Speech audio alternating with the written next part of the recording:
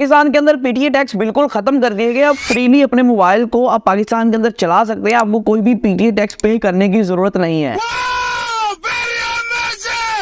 जो खबर है पाकिस्तान के अंदर काफी ज्यादा सर्कुलेट कर रही है और पाकिस्तान के कई आपको चैनल्स के ऊपर या कई न्यूज मीडिया के ऊपर आपको ये चीजें देखने को मिल रही हैं कि टैगलाइन आपको देखने को मिल रही है। और कई लोग जो है वो टैगलाइन को पढ़ के या फिर फ्रंट लाइन को पढ़ के ही अंदाजा लगा लेते हैं कि ये जो है इस तरह चीजें वर्क कर रही है। हालांकि ऐसा बिल्कुल नहीं है। कहना क्या चाहते हो?